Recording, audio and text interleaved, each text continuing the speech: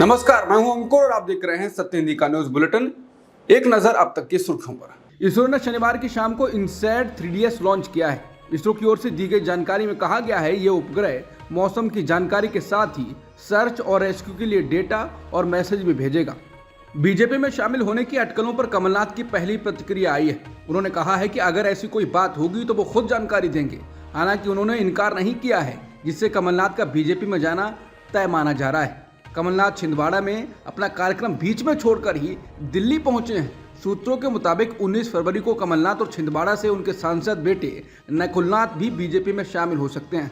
सूत्रों के मुताबिक समर्थकों ने यहां तक दावा किया है कि कमलनाथ के साथ 10 से 12 विधायक भी कांग्रेस छोड़ सकते हैं। लोकसभा चुनाव से पहले इसे कांग्रेस के लिए बड़े झटके के तौर पर देखा जा रहा है।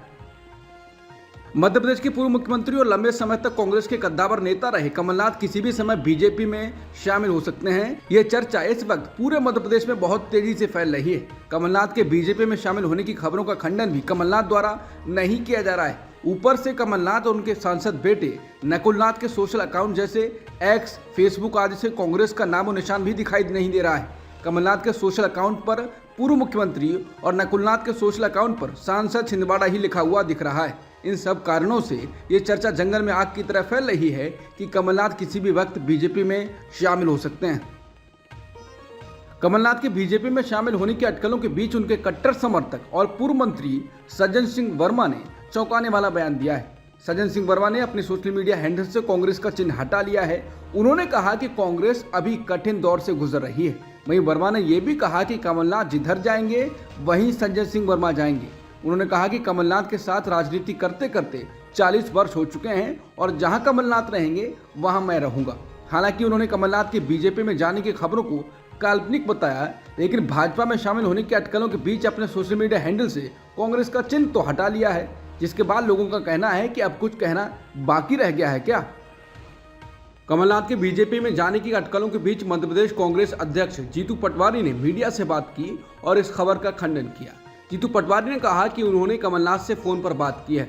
पटवारी ने कहा कि लगातार 2 दिन से मीडिया में कमलनाथ के बारे में जो चल रहा है हम लोग भी देख रहे हैं। जो खबरें चल रही हैं वो निराधार हैं।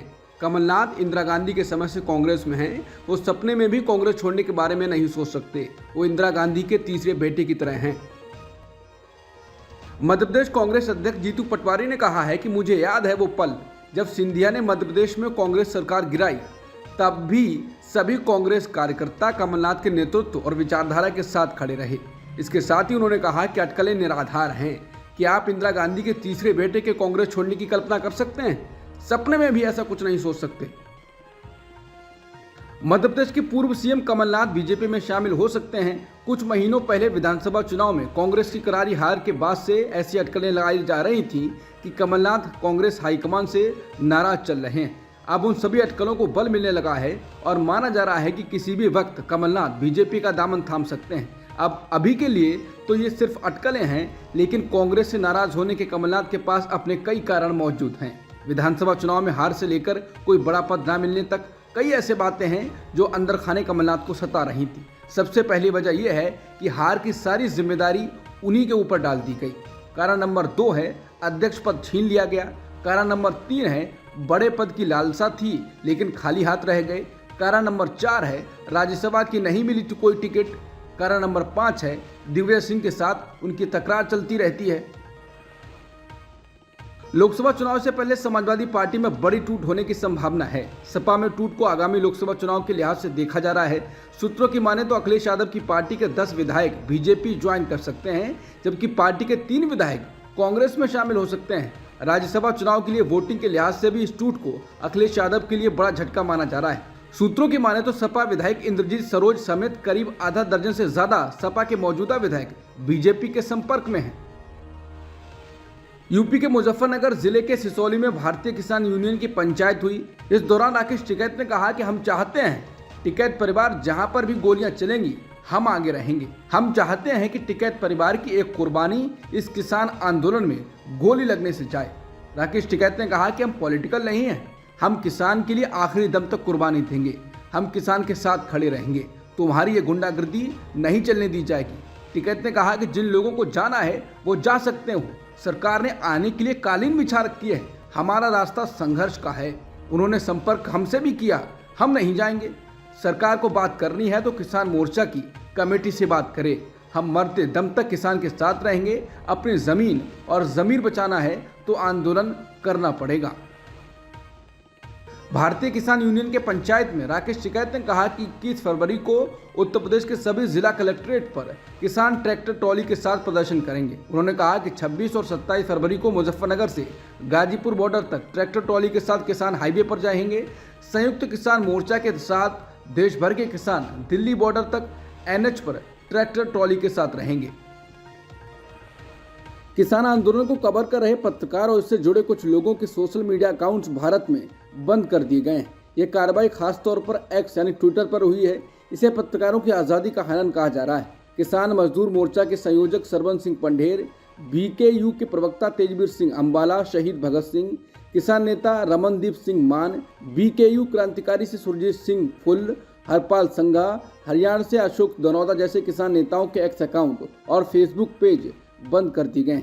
किसान आंदोलन को प्रमुखता से कवर कर रहे स्वतंत्र पत्रकार मनदीप पुनिया के सोशल मीडिया पेज गांव सवेरा को भी भारत में बंद कर दिया गया है। उनके निजी पेज को भी बंद किया गया है।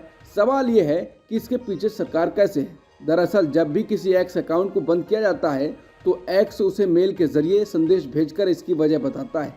किसान आंदोलन से जुड़े जिन अकाउंट्स को बंद किया गया है उन्हें मैसेज आया है कि आपका अकाउंट लीगल डिमांड के रहते रोका गया है। किसानों का कहना है कि सरकार के इशारों पर यह सब किया जा रहा है ताकि आम लोगों तक किसानों की आवाज न पहुंचे। बीजेपी का 2 दिवसीय राष्ट्रीय अधिवेशन दिल्ली के प्रगति मैदान में चल रहा है। अधिवेशन के पहले दिन शनिवार को इसे संबोधित करते हुए बीजेपी अध्यक्ष JP नड्डा ने नरेंद्र मोदी सरकार की उपलब्धियां गिनाई।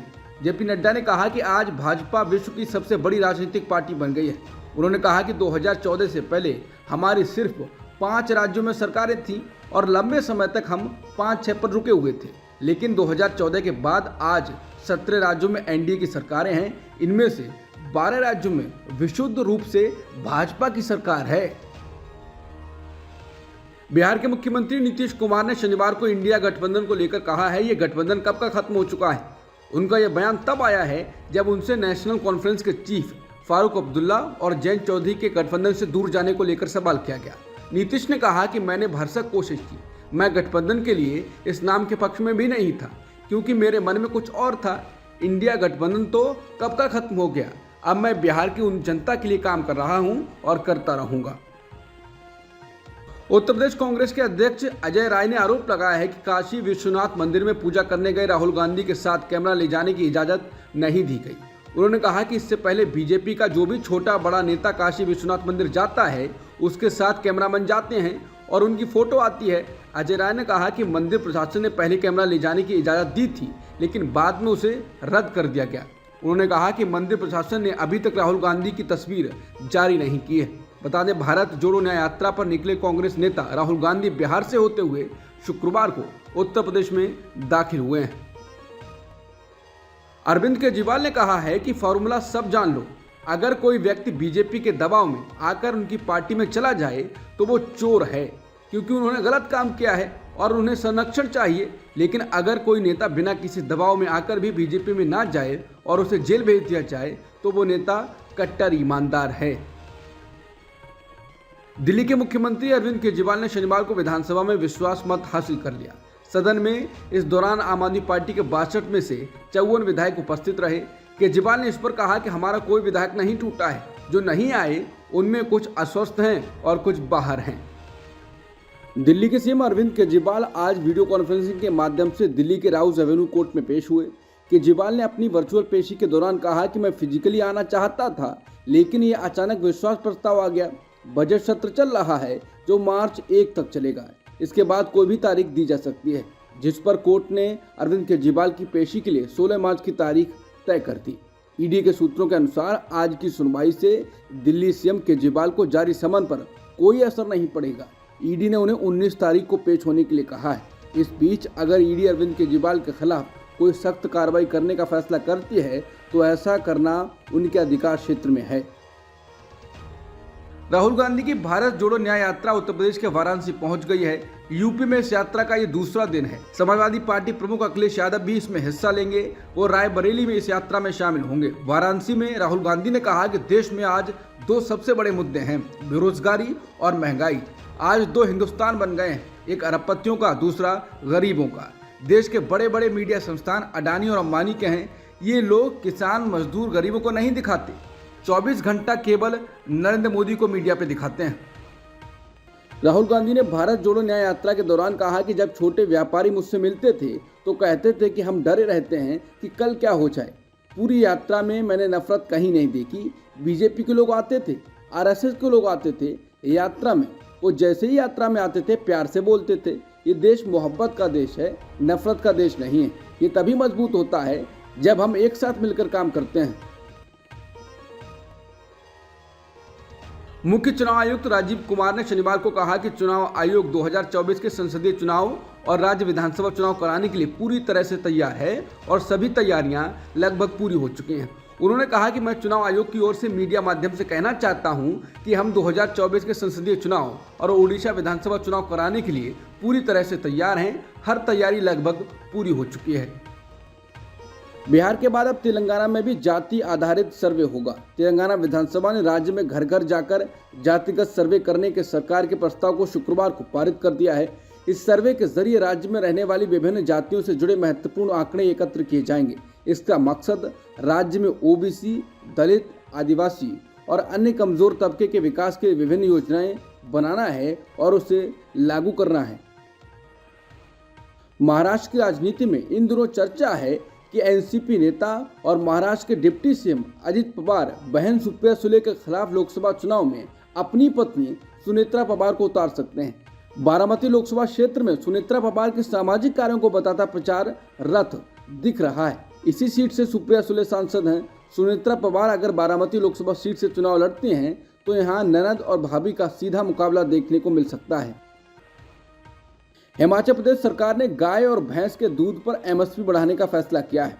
गाय के दूध पर एमएसपी में जहां 9 रुपए का इजाफा किया गया है, वहीं भैंस के दूध पर इसमें 17 रुपए की भारी वृद्धि की गई है। शनिवार को बजट पेश करते हुए मुख्यमंत्री सुखविंदर सिंह सुक्खू ने राज्य सरकार के निर्णय की घोषणा की। अब तक राज्य सरकार गाय के दूध पर 36 रुपए एमएसपी देती थी, जबकि भैंस के दूध पर ये 38 रुपए होता था।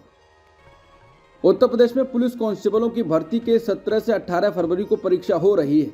इस परीक्षा के जरिए कांस्टेबलों की 67 से 68 हजार पदों पर भर्तियां होंगी। इसके लिए 48 लाख परीक्षार्थी हिस्सा ले रहे हैं। पूरे राज्य में अलग अलग सेंटरों पर परीक्षा हो रही है। राज्य के बाहर के भी लोग 6 लाख परीक्षार्थी इसमें हिस्सा ले रहे हैं।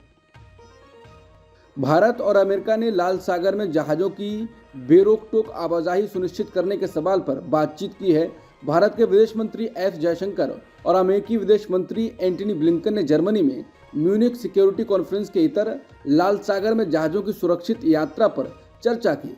दोनों मंत्रियों ने इस पर चर्चा की कि कैसे इस अशांत क्षेत्र आर्थिक स्थिरता सुनिश्चित करने के मामले में भारत और अमेरिका मिलकर काम कर सकते हैं। रूस के राष्ट्रपति व्लादिमीर पुतिन के आलोचक एलेक्सी नवेल्नी की मौत पर अमेरिका के राष्ट्रपति जो बाइडेन की पहली प्रतिक्रिया आई है। उन्होंने इसके लिए पुतिन को जिम्मेदार ठहराया है। अमेरिकी राष्ट्रपति ने शुक्रवार को कहा कि पुतिन के आलोचक और विपक्षी नेता एलेक्सी नवेल्नी की मौत ने उन्हें चौंकाया नहीं, बल्कि उनके अंदर गुस्सा भर दिया है। बाइडेन ने नवेल्नी के बारे में कहा कि वो बहादुरी के साथ भ्रष्टाचार, हिंसा और पुतिन सरकार के सभी बुरे कामों के खिलाफ खड़े हुए थे। पुतिन ही नवेल्नी की मौत के जिम्मेदार हैं। राजकोट टेस्ट के तीसरे दिन भारत ने इंग्लैंड पर 322 रनों की बढ़त बना ली है। टेस्ट मैच का तीसरा दिन भारत के लिए बहुत अच्छा रहा। पहले भारत ने कमाल की गेंदबाजी की और केवल 95 रनों पर इंग्लैंड की पारी के 8 बल्लेबाजों को चलता कर दिया। उनकी पारी को 319 रनों पर समेट दिया। फिर जब भारतीय बल्लेबाजी करने उतरे तो युवा बल्लेबाज यशस्वी जायसवाल और शुभमन गिल ने ताबड़तोड़ रन बनाए। अब तक की सुर्खियों में इतना ही। बाकी खबरों के लिए बने रहिए सत्यहिंदी.com के साथ।